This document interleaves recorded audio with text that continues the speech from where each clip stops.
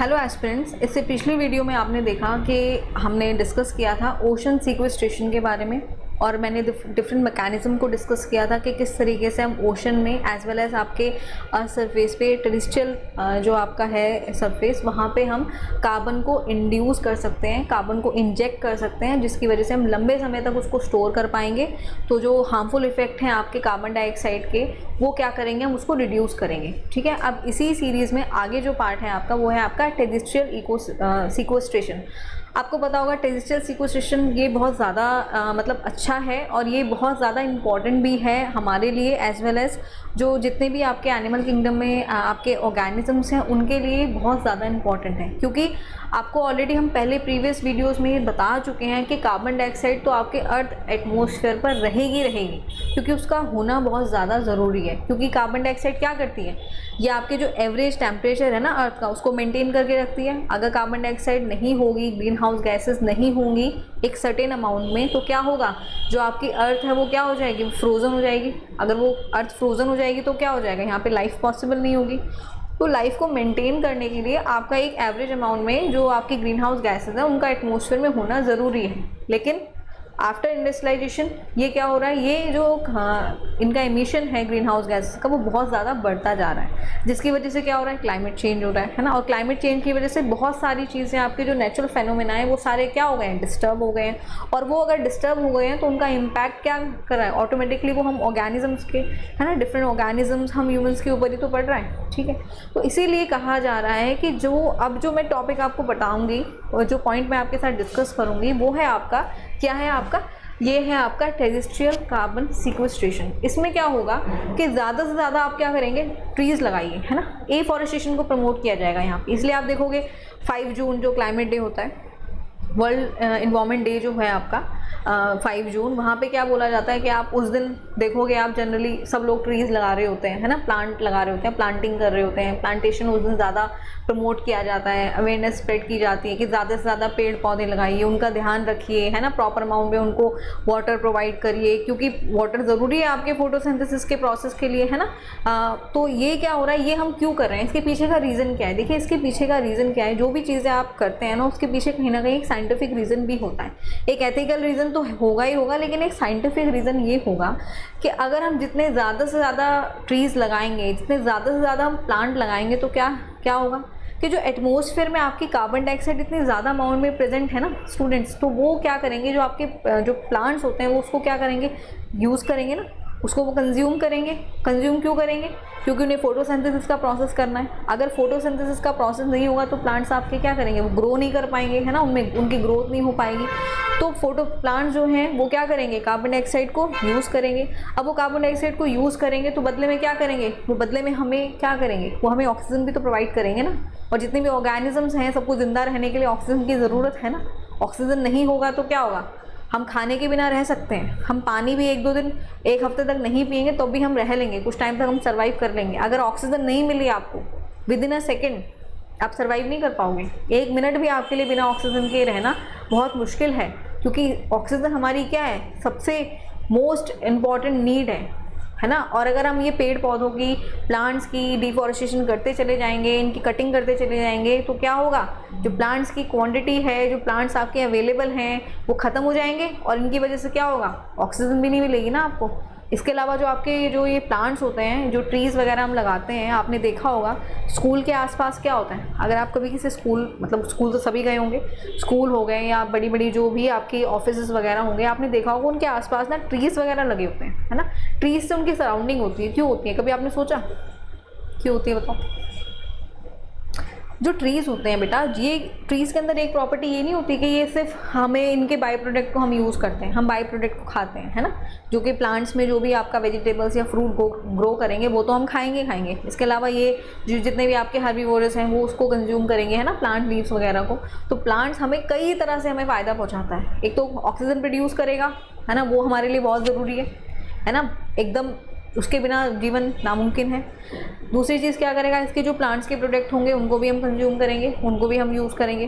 तीसरा इसकी ये भी होगा कि जितने भी आपके स्कूल्स के आसपास जो भी होता है ना, एक तो ये एयर पोल्यूशन को होने से भी रोकते हैं, ठीक है। जो आपके प्लांट्स होते हैं ये एयर पोल्यूशन को होने से भी रोकते हैं। इसके अलावा जो ये वुड होती है ना, आप देखोगे ना स्कूल या फिर कोई भी कॉलेज या कोई भी ऐसी बिल्डिंग होगी, कोई भी ऑफिस होगा, कहीं भी होगा, ये जो प्लांट्स होंगे बेटा ये क्या करेंगे, नॉइज़ को भी एब्जॉर्ब करते हैं। आपको पता है नॉइज़ को भी एब्जॉर्ब करते हैं। इसीलिए स्कूल के आसपास सराउंडिंग्स में आपने देखा होगा बड़े बड़े ट्रीज़ लगाए जाते हैं। क्यों लगाए जाते हैं? क्योंकि आसपास अगर व्हीकल्स की जो नॉइज़ प्रोड्यूस हो रहा है उसको ये एब्जॉर्ब करें, है ना, उसको ये एब्जॉर्ब करें। इसीलिए प्लांट्स को लगाया जाता है, ट्रीज़ को लगाया जाता है। तो ये चीज़ शायद आपको नहीं पता होगी, लेकिन अब पता चल गई कि ट्रीज़ हमारे लिए कितने ज़्यादा इम्पॉर्टेंट हैं। ठीक है, तो बेसिकली अब हम देखते हैं कि जो एक सेम उसी तरीके से जो ये टेरेस्ट्रियल कार्बन सीक्वेस्ट्रेशन है, इसका मतलब होगा कि आप ज़्यादा से ज़्यादा प्लांट्स लगाइए, ट्री लगाइए, क्योंकि ट्री सिर्फ जो ट्री है वो सिर्फ कार्बन डाइऑक्साइड सिर्फ फोटोसिंथेसिस के लिए नहीं यूज़ करते हैं। जो आपके जो ट्रीज़ होंगे बेटा, इनके जो ये रूट्स होंगी, इनके जो ये आपके इनका आप जो ट्रंक देखोगे, इनकी जो ये स्टेम्स होंगी, इनमें भी आपका कार्बन क्या होता है, स्टोर होता है। यहाँ पर भी क्या होगा, अगर ये रूट्स वगैरह होंगी, यहाँ पर भी आपकी कार्बन डाइऑक्साइड या यहाँ पे भी आपका क्या होता है, कार्बन ये स्टोर करके रखते हैं। ठीक है, तो जितना पुराना ट्री होगा ना, जितना ज़्यादा ट्रीज होंगे, ये क्या करेंगे, अपने अंदर कार्बन डाइऑक्साइड को स्टोर करके रखेंगे। तो ये जो इनकी स्टेम हो गई है ना, जो नीचे इनकी रूट्स हो गई, या जो इनका ये ट्रंक हो गया है ना, ये जो इनकी स्टेम्स होंगी, इनमें क्या होगा, इनमें भी कार्बन आपका क्या होगा, लंबे समय तक ये स्टोर करके रखेंगे। और अगर हम इन ट्रीज़ को क्या कर देंगे, कट कर देंगे, तो जो इन्होंने पूरे जीवन भर अपने लाइफ स्पैन में जितना इन्होंने कार्बन स्टोर किया है अपने अंदर, अगर हम इनको बर्न कर देंगे, ऑब्वियसली हम इन्हें बर्न करेंगे या फिर इनको किसी और चीज़ में यूज़ करेंगे, तो जो कार्बन डाइऑक्साइड इन्होंने स्टोर किया है वो वापस से क्या होगा, एटमॉस्फेयर में रिलीज हो जाएगा। क्योंकि ऑलरेडी मैंने आपको बताया कि जो भी आपका फॉसिल फ्यूल होगा या कोई भी आपका सब्सटेंस होगा, अगर सपोज करिए कार्बन है, और अगर कार्बन को जलने के लिए क्या चाहिए होगा, वही ऑक्सीजन के बिना तो कंबक्शन प्रोसेस हो नहीं पाएगा। अगर ऑक्सीजन आपकी अवेलेबल नहीं होगी तो आपका कोई भी चीज़ है वो उसमें कंबक्शन तो हो ही नहीं सकता, है ना। जलने के लिए ऑक्सीजन बहुत ज़रूरी है। तो ऑक्सीजन के साथ क्या होगा, जब ये ऑक्सीजन के साथ रिएक्ट करेगी तो क्या बनाएगा, कार्बन डाइऑक्साइड बनेगी ना, कार्बन डाइऑक्साइड रिलीज हो जाएगी। तो जो ये ट्रीज़ हैं, इन्होंने जो कार्बन अपने अंदर इतने लंबे समय तक स्टोर करके रखा था, वो जो स्टोर कार्बन था वो क्या करेंगे, जब हम इनकी कटिंग कर देंगे और इनको हम जलाएंगे, इनको है ना बर्न करेंगे, तो बर्न करने के टाइम पे क्या हो जाएगा, वापस से ये जो कार्बन डाइऑक्साइड है वो फिर से आपकी एटमॉस्फेयर में चली जाएगी। तो जो हमने इतनी मेहनत की, इनको लगाया, इतने लंबे समय तक ये बेचारे वहाँ फॉरेस्ट में थे, है ना, लंबे समय तक थे, और अगर ये रहते तो क्या करते, ऑब्वियसली अब ये कार्बन डाइऑक्साइड तो कंज्यूम करते ही रहते हैं ना, फोटोसिंथेसिस का प्रोसेस तो इनमें चलता ही रहता। लेकिन हमने अपने लालच में आकर, है ना, रहने के लिए, है ना, अपने लालच में आके इनको कट कर दिया, और कट करने से क्या हो गया कि जो इनके अंदर कार्बन स्टोर था इतने टाइम से, वो वापस से क्या हो जाएगा, आपका एटमॉस्फेयर में रिलीज हो जाएगा। तो जो इतनी मेहनत की वो सब मेहनत क्या हो जाएगी, बेकार हो जाएगी। इसीलिए कहा जा रहा है कि ट्रीज़ लगाइए, एफॉरेस्टेशन को प्रमोट किया जा रहा है, रीफॉरेस्टेशन प्रमोट किया जा रहा है। क्यों किया जा रहा है, क्योंकि जो ये ट्रीज़ हैं बेटा, इनके अंदर जो कार्बन है आपका, वो बहुत लंबे टाइम तक हम उसको स्टोर कर सकते हैं, है ना। एक लंबे समय तक कार्बन इनके अंदर स्टोर रहेगा, स्टोर भी करेंगे कार्बन। इसके अलावा जो ट्रीज़ हैं उनके जो प्रोडक्ट हैं वो भी हम कंज्यूम करेंगे, वो भी हम यूज़ करेंगे। तो जो हमारी फूड वेब है, वो जो हमारी फूड चेन है, वो भी मेंटेन रहेगी, है ना, उसमें भी बैलेंस बना रहेगा।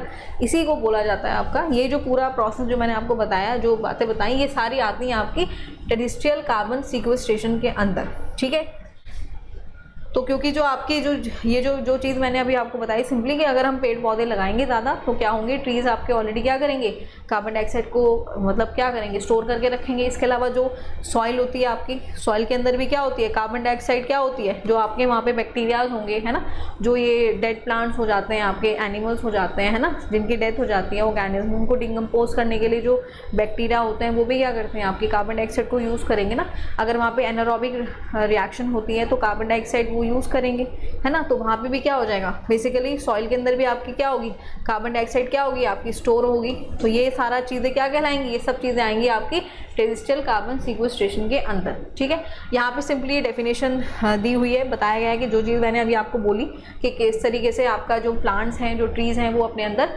कार्बन को स्टोर करके रखते हैं लंबे समय तक। अगर हम इनको जला देंगे तो क्या हो जाएगा, वापस से जितना इन्होंने बेचारों ने कंज्यूम करके रखा था, कार्बन अपने अंदर स्टोर करके रखा था, वो सारा क्या हो जाएगा, फिर से आपके एटमॉस्फेयर में रिलीज हो जाएगा in the form of carbon dioxide. ठीक है, ये चीज़ आपको समझ आ गई होगी। चलिए आगे मूव करते हैं। आगे जो नेक्स्ट टाइप है कार्बन सीक्वेस्ट्रेशन का, वो नेक्स्ट टाइप है आपका कार्बन सिंक और कार्बन सोर्स के बारे में। देखिए कार्बन सिंक का क्या मतलब हो जाएगा, कार्बन सिंक का मतलब हो जाएगा कोई भी ऐसी चीज़ जो अपने अंदर ज़्यादा से ज़्यादा कार्बन क्या करे, स्टोर करे, ज़्यादा से ज़्यादा क्या करे, वो अपने अंदर कार्बन को क्या करे, स्टोर कर दे, ठीक है। तो ये कहलाते हैं आपके कार्बन सिंक। जैसे a carbon sink is anything that absorb more carbon from the atmosphere than it release. For example इसके क्या हो जाएंगे, प्लांट हो जाएगा आपका, ओशन हो जाएगा, सॉइल हो जाएगा, है ना।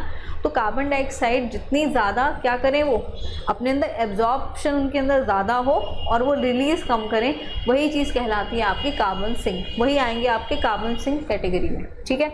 अच्छा अब बात हो जाए हम ह्यूमन किस कैटेगरी में, तो हम ह्यूमन क्या करते हैं, हम अपने अंदर कार्बन स्टोर करके तो नहीं रखते ना, बल्कि जब हमारे अंदर रेस्पिरेशन का प्रोसेस होगा तो कार्बन डाइऑक्साइड क्या होगी, हम बाहर एक्सेल करते हैं ना, कार्बन डाइऑक्साइड को हम बाहर एक्सेल करते हैं। तो जितने भी आपके एनिमल हैं, ऑर्गेनिजम्स हैं, वो सब आ जाएंगे आपके कार्बन सोर्स की कैटेगरी में। तो कार्बन सोर्स कहाँ क्या होगा, कार्बन सोर्स जस्ट इसका अपोजिट होता है। यहाँ पे क्या होता है, carbon source anything that release more carbon into the atmosphere that than absorb, ठीक है।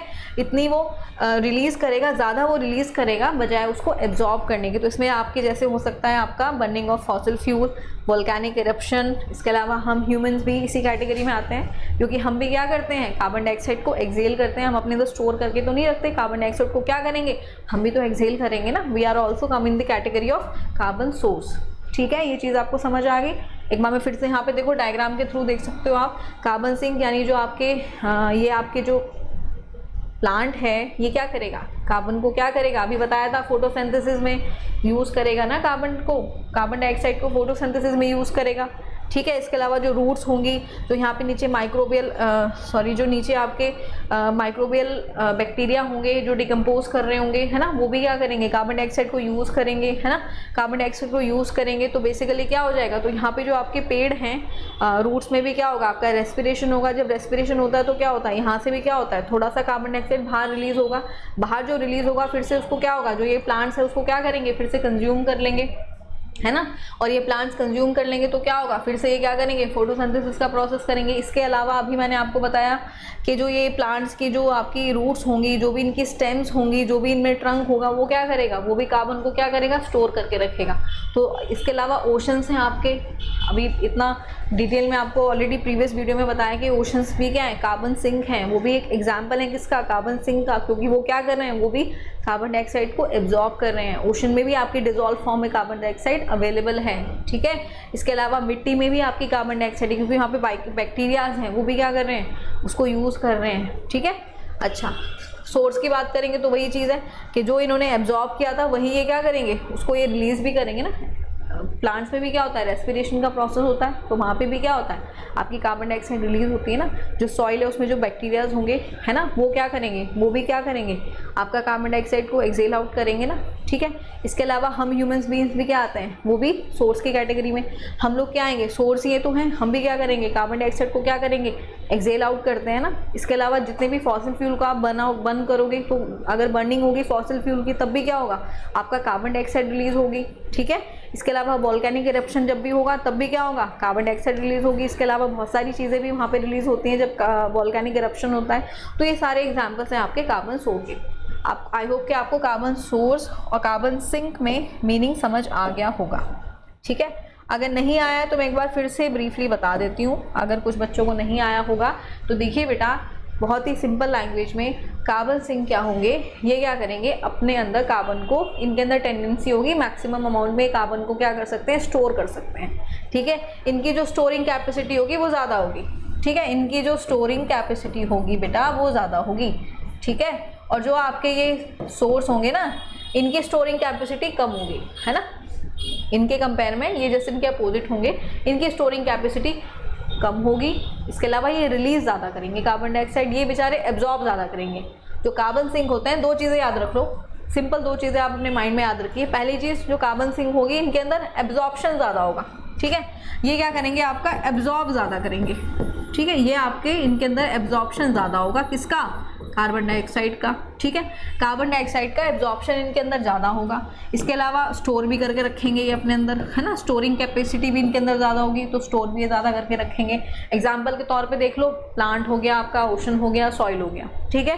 इसके अलावा अपोजिट हम बात करें सोर्स की, तो सोर्स बेसिकली क्या करेंगे, ये भी कार्बन डाइऑक्साइड को क्या करेंगे, स्टोर कम करेंगे, रिलीज ज़्यादा करेंगे एटमॉस्फेयर में, तो ये कहलाएंगे आपके सोर्स। ये क्या कहलाएंगे आपके, ये कहलाएंगे आपके सोर्स, जो क्या करेंगे, कार्बन डाइऑक्साइड को इनके अंदर एब्जॉर्बिंग कैपेसिटी, इनकी जो टेंडेंसी होगी, कैपेसिटी होगी, वो कम होगी, स्टोर ये कर नहीं पाएंगे। जैसे एग्जांपल के तौर पे बर्निंग ऑफ फॉसिल फ्यूल, जब हम फॉसिल फ्यूल्स को क्या करेंगे, बर्न करेंगे, तो क्या होगा, कार्बन डाइऑक्साइड रिलीज होगी।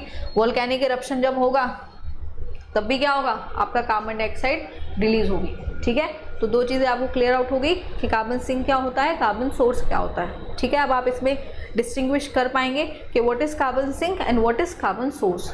Is that clear to everyone? I hope कि आपको ये चीज़ समझ आ गई होगी। चलिए आगे मूव करते हैं। यही सिंपल यहाँ पे बताया हुआ है कि जो कार्बन सिंक होता है बेटा, वो भी आपका क्या होगा, वो आपका दो टाइप का होगा। इसको आगे टू टाइप्स में डिवाइड किया गया है। पहला होगा आपका नेचुरल सिंक, ठीक है, दूसरा आपका होगा आर्टिफिशियल सिंक। नेचुरल सिंक्स में आपका आ जाएगा, हाँ ये तो इतनी बार बता दिया गया है कि आपको सब पता ही होगा कि ओशन, फॉरेस्ट, सॉइल, इसके अलावा मैनग्रूव्स, मैनग्रूव्स भी क्या है, सी ग्रास, ये भी क्या है, ये नेचुरल सिंक कैटेगरी में आती हैं, नेचुरल सिंक कैटेगरी में आती हैं बेटा। ये क्या करेंगी, जैसे ओशन है ऑब्वियसली ये स्टोर करके रखेंगे, फॉरेस्ट भी, सॉइल भी, मैनग्रूव्स भी। मैनग्रूव्स कहाँ पे पाए जाते हैं, जो कोस्टल एरियाज़ होते हैं आपके, उनके पास जो ट्रीज़ होते हैं, है ना, कोस्टल एरियाज़ में जितने भी आपके फॉरेस्ट होंगे वो सारे मोस्टली क्या, वो मैनग्रूव कैटेगरी में आएंगे, है ना। अभी मैं आपको डायग्राम में दिखाऊंगी भी, पिक्चर शो करूँगी कि कैसे दिखते हैं मैनग्रूव। इसके अलावा सी ग्रास, है ना, ओशंस के अंदर जो ग्रास होती है, या मतलब सी में जो ग्रास पाई जाती है, वो भी क्या होती है, वो भी नेचुरल सिंक है, क्योंकि ग्रास क्या है, ग्रीन कलर की होगी, है ना, वो भी क्या करेगी, उसके अंदर भी फोटोसिंथेसिस होगा, वो भी क्या करेगी, कार्बन डाइऑक्साइड उसको क्या करेगी, यूज़ करेगी, है ना, उसको भी चाहिए कार्बन डाइऑक्साइड, किसके लिए चाहिए, फोटोसिंथेसिस के लिए चाहिए, ठीक है। उसके बाद नेक्स्ट है आपका आर्टिफिशियल सिंक।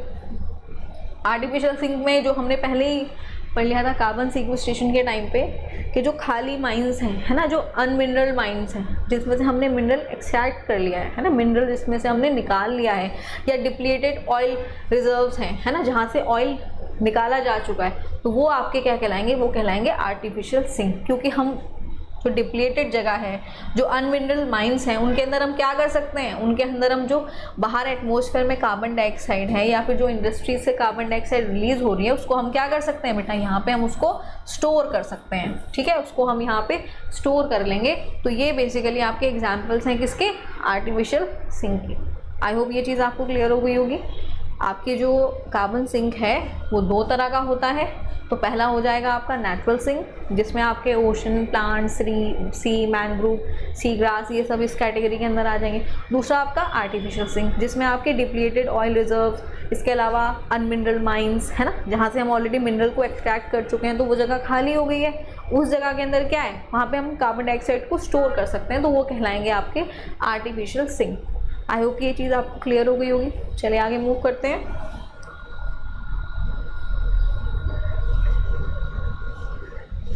देखो यहाँ पे मैंने अभी कहा था ना आपसे कि आपको मैं आगे नेक्स्ट स्लाइड में आपको देखने को मिलेगा कि मैनग्रोव्स कैसे होते हैं। ये देखिए कितने सुंदर हैं ये मैनग्रोव्स, देख रहे हो कितने ब्यूटीफुल हैं ये मैनग्रोव्स होते हैं। आप आगे जब हम मैनग्रोव्स के बारे में पढ़ेंगे तो आप देखेंगे कि ये कितने हमारे लिए इतने इंपॉर्टेंट क्यों हैं, क्यों आजकल बात हो रही है कि मैनग्रोव्स को कंजर्व करके रखिए, क्योंकि क्यों इनको कंजर्व करके रखा जाता है, क्या रीज़न है हमें इन्हें कंजर्व करना है, क्यों कंजर्व करना है। देखो एक तो सबसे बड़ी चीज़ अभी आप लिंक कर पाओगे, देखिए इन्वायरमेंट में आपका इन्वायरमेंट हो गया, आपका ज्योग्राफी हो गया, ठीक है, ये सारी चीज़ें आपकी क्या करेंगी, इंटरलिंक्ड हैं, इंटरकनेक्टेड हैं। तो जो चीज़ आप यहाँ पे पढ़ रहे हो वो आप वहाँ पे कनेक्ट कर सकते हो, है ना। जब आप मैनग्रोव्स के बारे में डिटेल में आप ज्योग्राफी में के उसमें पढ़ेंगे, ज्योग्राफी सब्जेक्ट में आप इनके बारे में पढ़ेंगे, तो आप वहाँ पे इन्वायरमेंट को कनेक्ट कर पाओगे कि मैम ने ऐसे बताया था। तो मैनग्रोव बेसिकली क्या है, ये मैनग्रोव क्या करते हैं, इनके बहुत फ़ायदे होते हैं। पहला तो ये जो आसपास यहाँ पे फ्लड वगैरह होती है ना कोस्टल एरियाज़ में, उसको फ्लड को आने से रोकते हैं ये, है ना, फ्लड से प्रोटेक्शन का काम करते हैं ये, ठीक है, फ्लड आने से रोकेंगे, ठीक है। सॉइल की फर्टिलिटी को भी मेंटेन करके रखेंगे। कैसे मेंटेन करके रखेंगे? अगर ये नहीं होंगे कोस्टल एरिया के आसपास, तो जो सी का लेवल बढ़ रहा है ना, जब वहाँ से फ्लड आएगा, है ना, जो सी वेव्स आपकी आएंगी वो क्या करेंगी, जो अपर लेयर होती है सॉइल की, जिसे हम टॉप सॉइल कहते हैं, वो बेसिकली क्यों ज़रूरी होती है भाई? इस टॉप सॉइल को ही तो फर्टाइल सॉइल कहा जाता है। अगर ये रिमूव हो जाएगी, सॉइल इरोजन हो जाएगा, तो क्या होगा, प्लांट्स आपके ग्रो नहीं कर पाएंगे, क्योंकि सारे मिनरल्स आपको यहीं मिलेंगे। जो मिनरल्स हैं बेटा आपके, वो सारे आपको यहीं तो मिलेंगे। अब ये मिनरल क्या होंगे, अगर ये रिमूव हो जाएंगे, यहाँ से चले जाएंगे, तो क्या होगा, प्लांट आपके ग्रो नहीं कर पाएंगे। तो ये सॉइल इरोजन को प्रिवेंट करते हैं, ठीक है, सॉइल इरोजन को रोकते हैं। इसके अलावा कार्बन को भी क्या करते हैं, अपने अंदर स्टोर करके रखेंगे, है ना। कार्बन को भी क्या करेंगे, यहाँ क्या करेंगे, ये स्टोर करके रखेंगे in the form of, carbon को कैसे कंज्यूम करेंगे भाई, फोटोसिंथेसिस के लिए करेंगे। इनको भी तो जिंदा रहना है, खाना तो इन्हें भी चाहिए, खाना तो भाई ये भी इनको भी चाहिए होगा। फोटोसिंथेसिस नहीं होगी तो कैसे ये जिंदा रहेंगे, फोटोसिंथेसिस के फॉर्म में। इनके अलावा जो इनकी ये आप रूट्स देख रहे हो, यहाँ पे जो इनकी रूट्स होगी, ठीक है, ये जो भी इनकी स्टेम्स वगैरह होंगी, यहाँ पे भी क्या होगा, कार्बन स्टोर होगा। इसके अलावा जो ये मैनग्रोव्स होते हैं बेटा, ये आपके जो यहाँ पे ऑर्गेनिजम्स होंगे, जो यहाँ पे स्पीशीज़ होंगे, उनके लिए हैबिटेट है, ये उनके लिए घर की तरह होगा। ये हो सकता है यहाँ पे बर्ड्स रह रही हूँ, है ना, हो सकता है यहाँ पे आसपास कोई मंकी वगैरह हो, वो यहाँ पे रहें, फिशेस वगैरह हों, वो यहाँ पे नीचे यहाँ पे रहें, तो ये उनके लिए एक हैबिटेट के रूप में भी होगा ये, ठीक है। एज अ हैबिटेट भी ये जो डिफरेंट स्पीशीज़ हैं आपके, डिफरेंट ऑर्गेनिजम्स हैं, उनके लिए एक हैबिटेट के रूप में भी है, ठीक है।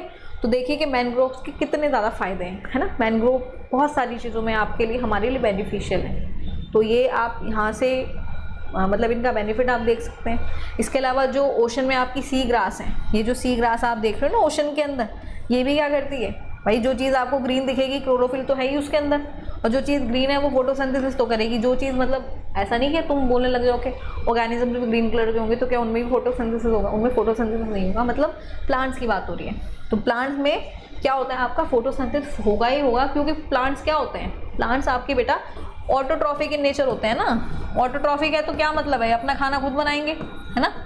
ऑटोट्रॉफिक है ये। हम ह्यूमंस क्या हैं, हम ह्यूमंस क्या हैं बेटा, हम ह्यूमंस हैं हेटेरोट्रॉफिक। हम अपना खाना खुद नहीं बना सकते, हम क्या हैं, हम इनके ऊपर डिपेंडेंट है ना। हम आपके किसके ऊपर डिपेंडेंट हैं, हम प्लांट्स के ऊपर डिपेंडेंट है ना। अब हम देखो, अभी सब चीज़ें आप इंटरलिंक करो, इंटरकनेक्ट करो। हम प्लांट्स के ऊपर डिपेंडेंट हैं और उन्हीं प्लांट्स को क्या कर रहे हैं, हम उनको कट करते जा रहे हैं, डिफॉरेस्टेशन करते जा रहे हैं। तो क्या कर रहे हैं, हम अपने लिए ही क्या बन रहे हैं, हम अपने लिए खुद के लिए हम विलन बनते जा रहे हैं, है ना। विलन का रोल हम खुद ही प्ले कर रहे हैं, ठीक है। तो जो आपकी सी ग्रासेस हैं बेटा, ये क्या करेंगी आपकी, ये क्या करेंगी, ये भी आपकी कार्बन डाइऑक्साइड को क्या करेंगी, एब्जॉर्ब करती हैं, है ना। कार्बन डाइऑक्साइड को एब्जॉर्ब करेंगी in the process of photosynthesis, है ना, उसको यूज़ करेंगे in the process of photosynthesis. I hope कि ये दो चीज़ें आपको समझ आ गई होंगी। ये किसका एग्जाम्पल है, these are the examples of natural sink. तो ये सब एग्जाम्पल हैं किसके, नेचुरल सिंक के, ठीक है। और नेचुरल सिंक की क्या खासियत है, क्या प्रॉपर्टी है नेचुरल सिंक की, क्या है ये, कि ये कार्बन डाइऑक्साइड को एब्जॉर्ब ज़्यादा करेंगे और रिलीज़ कम करेंगे, ठीक है। इनमें एब्जॉर्प्शन आपका क्या होगा, ज़्यादा होगा, और इनका जो रिलीज़ होगा कार्बन डाइऑक्साइड का वो क्या होगा, कम होगा, ठीक है। तो ये है आपके नेचुरल सिंक। आई होप कि ये चीज़ आपको क्लियर हो गई होगी। ये जो टॉपिक था नेचुरल सिंक और आर्टिफिशियल सिंक, इनमें आप डिफरेंस कर पाएंगे, ठीक है। चलिए आगे मूव करते हैं। आगे आपका ग्रीन कार्बन है। ग्रीन कार्बन में आपको नेक्स्ट लेक्चर में समझाऊंगी कि क्या होता है ग्रीन कार्बन, ठीक है। और आगे इसके बारे में हम डिटेल में नेक्स्ट लेक्चर में डिस्कस करेंगे। तब तक आप जो अभी आपको पढ़ाया आप उसको रिवाइज करिए। मिलते हैं अब नेक्स्ट लेक्चर में। Thank you.